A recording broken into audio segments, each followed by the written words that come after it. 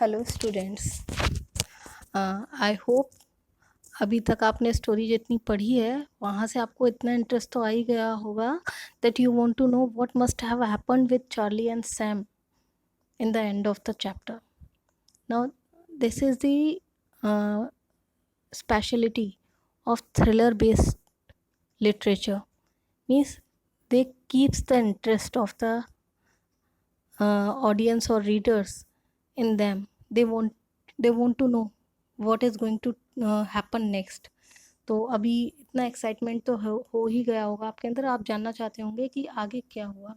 तो जल्दी से स्टोरी पढ़ना शुरू करते हैं आगे, ताकि पता कर सकें कि क्या हुआ भाई. सैम और चार्ली कहाँ पहुँच गए, थर्ड लेवल एग्जिस्ट करता है कि नहीं करता है, बहुत सारे क्वेश्चन हैं.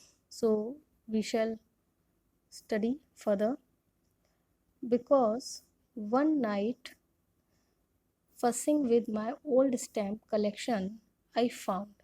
ठीक है, अभी तक आपको याद होगा that Charlie was saying that when he could not find the way to the third level again, for few days he continued his search, but after some time he stopped his search because his wife Louisa was getting worried for Charlie.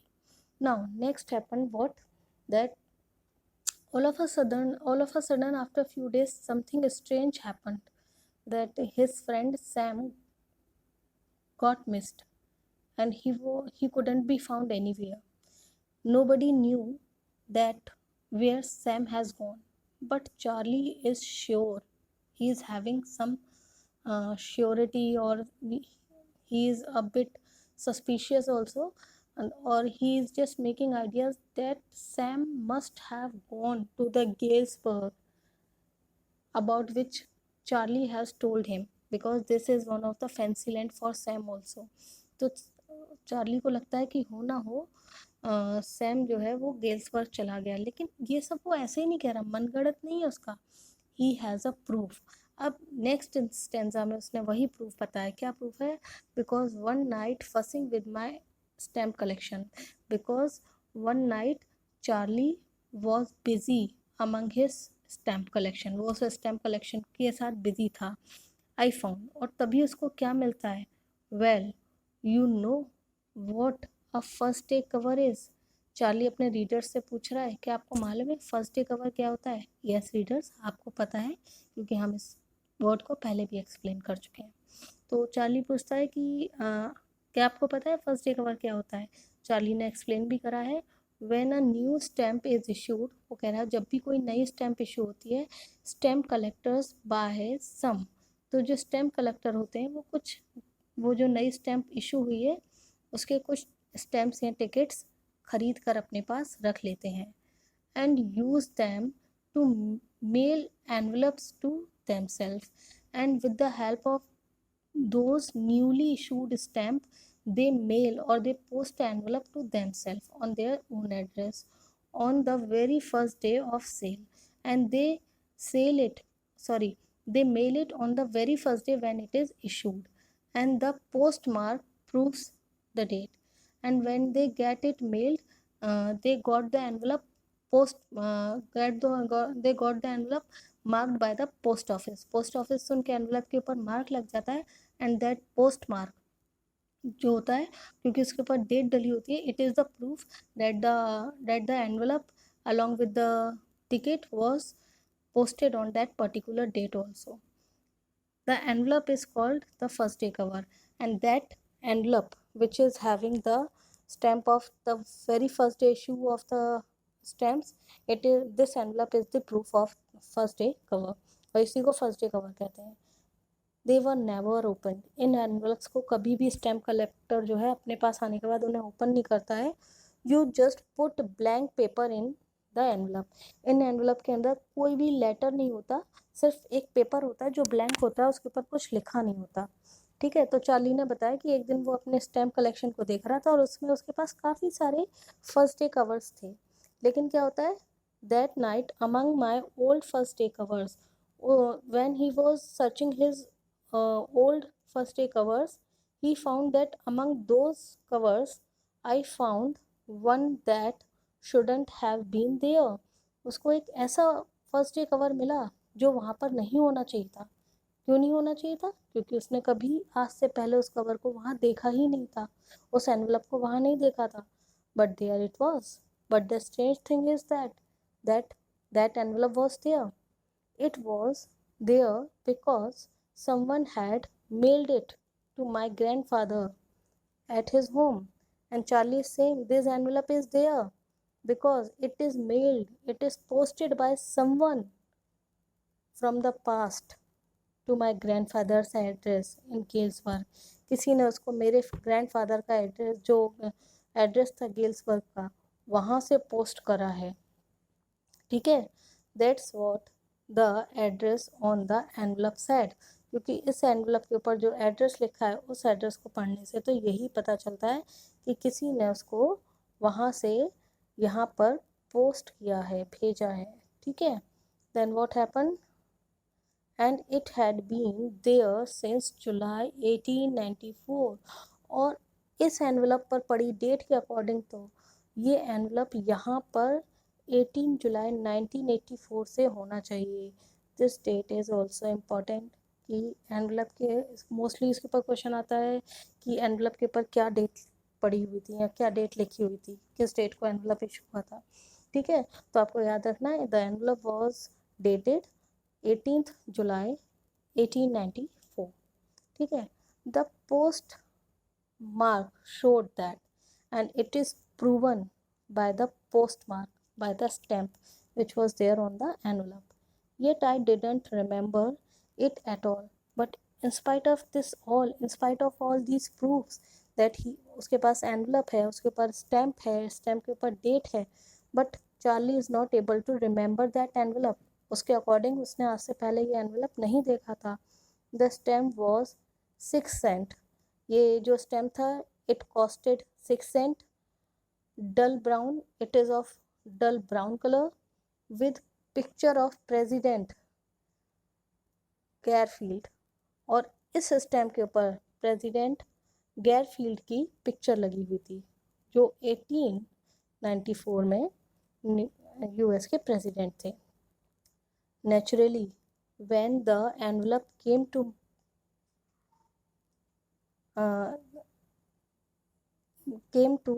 granted in the mail, Charlie कहता है granted in the mail. जब ये envelope उनके पास mail के through आया, I went right in to his collection. Grand दादा means उसके दादा के पास आया. तो चार्ली कहता है मैं सीधे उनके, मीन्स चार्ली ये बात कहता है जब भी कोई लेटर उसके ग्रैंड दादा के कलेक्शन में आता है तो वो सीधे उनके कलेक्शन में चला जाता है एंड स्टेट देयर, और वहीं रह जाता है till I look it and open it. और वो तब तक नहीं ढूंढा जाता या उसको नहीं निकाला जाता जब तक कि मैं उसको ना ढूंढूं. तो चार्ली को लगता है ये लेटर जो है वो काफ़ी टाइम पहले आ गया है, लेकिन क्योंकि उसने अभी तक इसको नहीं खोला इसलिए ये छुपा रहा. Now what happen, what Charlie did, the paper inside wasn't blank, but when Charlie opened the envelope and he picked out the paper from the envelope, he was surprised to see. क्योंकि mostly इस तरह के envelope में जो paper होता है वो blank होता था, लेकिन इस एनवलप के अंदर जो पेपर था वो ब्लैंक नहीं था. उसमें एक लेटर लिखा हुआ था जो चार्ली ने पढ़ना शुरू करा. Okay okay student, actually student this letter, it is the sample of that letter which Charlie got inside the envelope. ठीक है, इसमें क्या था देखिए, यहाँ एड्रेस लिखा हुआ है जो कि गेल्सबर्ग का है और डेट लिखी हुई है 18 जुलाई 1894 and this letter is address to Charlie. This is okay. When Charlie, जब चार्ली ने ये खोला नहीं था तब तक तो उसको ही लग रहा था शायद उसके दादाजी का एनवलप है, लेकिन जब उसने खोला पढ़ा तो ये एनवलप किसी और के लिए नहीं, it is posted for Charlie only. Charlie के लिए था. इसमें क्या लिखा था, I got to wishing that you were right. यहाँ लिखने वाले ने लिखा मैं उम्मीद करता हूँ कि मैं ये उम्मीद करता था कि तुम ठीक कहते होंगे, शायद तुमने जो कुछ कहा वो ठीक था. Then I got to believe you were right. लेकिन मेरी उम्मीद सच में बदल गई. ठीक है, तुरंत में बदल गई, क्योंकि मुझे ये विश्वास हो गया तुमने जो कुछ मुझसे कहा वो सपना नहीं था, that is not your illusion, it was fact, वो सच था। एंड चार्ली, इट्स ट्रू, ये सब कुछ सच है, जो कुछ तुमने मुझे बताया वो सच है। अभी चार्ली की समझ नहीं आ रहा कौन उससे क्या कह रहा है, क्या उसने किसको बताया जो झूठ लग रहा था लेकिन वो सच हुआ। आगे देखिए पता चलेगा।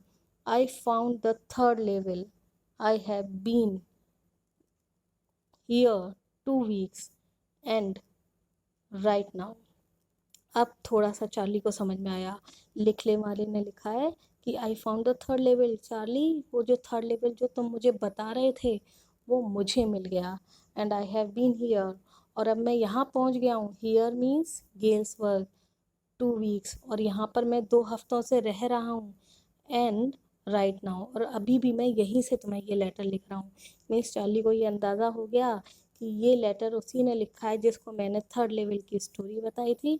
उसने और उसने उसके ऊपर विश्वास नहीं करा था, but now he has reach that place. और उसने आगे लिखा, down the street at the Deffies someone is playing a piano. And writer क्या लिख रहा है, जो लेटर का राइटर है उसने चार्ली को कहा है डाउन द स्ट्रीट, मेरी स्ट्रीट के बाहर जो है वो क्या है, डेफीज जो जगह है वहाँ पर someone is playing piano, someone is playing piano in his house and there's all out on the front porch singing seeing Nellie home. और समवन इज प्लेइंग पियानो, और वहीं पर कई सारे लोग अपने घरों के बाहर पोच में, पोच कहते हैं ना घर के बाहर बरामदा जहाँ थोड़ा सा चेयर्स वगैरह डाल देते हैं बैठने के लिए, पोच में बैठे हुए हैं कुछ लोग, और वो लोग गाना गा रहे हैं, सिंगिंग नेलीज होम। ये सीइंग नेलीज होम ये गाना वो लोग गा रहे हैं। And I am invited over for the lemonade, और मुझे लेमनेड यानी नींबू पानी पीने के लिए न्योता दिया गया है। ये सारी बातें बता रहा है कि जो लिखने वाला है, ठीक है, वो ये बता रहा है कि मैं यहाँ पहुँच चुका हूँ, 2 हफ्तों से रह रहा हूँ, बहुत अच्छी जगह है। एंड यहाँ पर कोई घर के बाहर बैठ के पियानो बजा रहा है, लोग बाहर पोर्च में बैठे हुए गाने गा रहे हैं, मीन्स सब प्लीजेंट सा माहौल है। और मुझे तो उन लोगों ने इनविटेशन तक दिया है नींबू पानी के लिए। कम ऑन बैक, अब वो चार्ली से कह रहा है लिखने वाला, कम ऑन बैक चार्ली, तुम भी वापस आ जाओ। ठीक है, चार्ली एंड लुइसा, वो कह रहा है चार्ली तुम और लुइसा तुम भी वापस यहाँ आ जाओ। Keep looking till you find the third level, वो कहता है कीप लुकिंग, ढूंढते रहो, कब तक ढूंढते रहो, till you find the third level, जब तक तुम्हें थर्ड लेवल ना मिल जाए तब तक उसको ढूंढते रहो। इट्स वर्थ इट, और तुम्हारी जो तलाश है वो इसके लायक है, क्योंकि थर्ड लेवल ढूंढने के बाद तुम जिस जगह पहुंचोगे Galsworth, it is really a worth place, ये बहुत शानदार जगह है, ये एक काबिल जगह है, बिलीव मी, मेरा विश्वास करो। ठीक है, इतना उसने लेटर में पढ़ा, और आगे देखो चार्ली को उसके पैरों के नीचे से ज़मीन खिसकने वाली है। The note is signed by Sam, ये जो लेटर था इसका नोट किसने साइन करा था, सैम ने।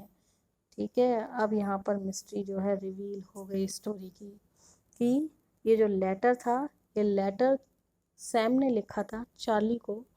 वो when Charlie told everything to Sam about the third label and the Gales were, Sam pretended to Charlie as he was not believing it, but he himself searched that place, and he was successful in searching the place also. And then he shifted there, and from there, after shifting in Galesburg, from there he is writing a letter to Charlie, and he is inviting him along with his wife to come back to Galesburg, because it is a worth place, it is a pleasant place. आप Charlie को तो क्या हुआ होगा अंदाज़ा लगा सकते हो। ठीक है, आगे पढ़ते हैं। At the stamp and coin store I go to. अब इतना सब कुछ सुनने और देखने और पढ़ने के बाद चार्ली को यकीन हो रहा था, लेकिन अपने शक को, अपने आइडिया को यकीन में बदलने के लिए क्या हुआ, चार्ली कहाँ जाता है, कॉइन स्टोर जाता है। I found out that Sam bought $800 worth of old style currency. अब चार्ली को प्रूफ मिल गया सैम की होशियारी का। वो क्या कहता है, जब वो कॉइन स्टोर गया जहाँ से करेंसी को कन्वर्ट कराते हैं, तो उसे पता चला कि सैम ने $800 को कन्वर्ट कराया है ओल्ड करेंसी में। भाई क्यों कराया? क्योंकि उसको गेल्सबर्ग जाना था। That's out to be set him up in a nice little hay feed and grain business, because with this help money he is able to set a new business। उस पैसे से वो एक नया बिजनेस सेट करेगा। हे and feed grain business. वो business होगा हे, यानी आप जानते हैं ना घास फूस जो भूसा होता है उसको कहते हैं feed and grain business. Means अनाज का, ग्रेन्स का, जैसे दाल गेहूँ इन सब का बिजनेस वो शुरू करेगा। कहाँ पर? गेल्सबर्ग में। ही always said that what he really wished। और ये बात चार्ली को इसलिए पता है क्योंकि ऐसा हमेशा सैम उसके साथ बातें करता था कि वो हमेशा चाहता है, सैम हमेशा चाहता है ही कुड डू, कि वो कर सके, वो अपना साइकेट्रिस्ट का जॉब छोड़कर फिर से ये एक ऐसा बिजनेस शुरू करे ग्रेन्स का और हे का कि जिससे वो पीसफुली गेल्सबर्ग में रह सके। And he certainly can't go back to his old business. But Charlie saying कि वो अपने इस ओल्ड बिजनेस में वापस नहीं जा सकता था, क्योंकि जिस 19th एरा में वो रह रहा था वहाँ पर इस तरह के बिजनेस का कोई ज़्यादा स्कोप नहीं था। एंड इन गेल्सबर्ग इलिनॉइस इन 1894। लेकिन अगर सॉरी फिर से सुनिए, not in Galesburg Illinois in 1894। Charlie कह रहा है कि उसका जो बिजनेस था ना साइकेट्रिस्ट का, उस बिजनेस को तो वो गेल्सबर्ग में कंटिन्यू नहीं कर सकता है 1894 के ज़माने में, क्योंकि उस टाइम लोग इतने वरीड नहीं होते थे कि वो मेंटल डिसेबिलिटी को गेन करें और उन्हें साइकेट्रिस्ट की ज़रूरत पड़े। तो उसको वहाँ रहने के लिए एक नया बिजनेस शुरू करना पड़ेगा। जो बिजनेस उसने सोचा है हे और किसका होगा? ग्रेन्स का होगा। His old business, why Sam was my psychiatrist। अब चार्ली अपने से पूछता है क्यों सैम, मेरे फ्रेंड सैम जो एक साइकेट्रिस्ट है उसने ऐसा क्यों करा। उसके पास इस क्यों का आंसर नहीं है। ठीक है। And at this very note the story ends. Okay, Sam is missing और चार्ली को नहीं पता चल पाता कि सैम ने चार्ली के साथ ऐसा क्यों करा। आई होप ये स्टोरी आप लोगों को समझ में आई होगी। अपने नोट्स प्रिपेयर करिए, ठीक है, और अपने डाउट्स हों तो वो भी क्लियर करिए। और story ends here, means Sam पहुंच गया, चार्ली नहीं पहुंच पाया। चार्ली एक तरह से अपने आप को जैसे कहते हैं ना यहाँ पे ठगा सा महसूस कर रहा है, as he has been cheated by his dearest friend. क्योंकि वो फ्रेंड जो उसको ये कह रहा है कि नहीं ऐसा जगह एग्जिस्ट करती ही नहीं है, वो वहीं पहुंच गया। Okay, students, I hope you must have enjoyed and you must have understood the story. In my next clip, I will provide you the question answers and worksheet for related to this chapter, and you are supposed to prepare a fair notebook in which you will note down all the question answers and also solve the worksheet related to this subject. And when the school will open, I will check the copy and make it sure you should do the work in neat and clean handwriting. Okay, students, goodbye, God bless you.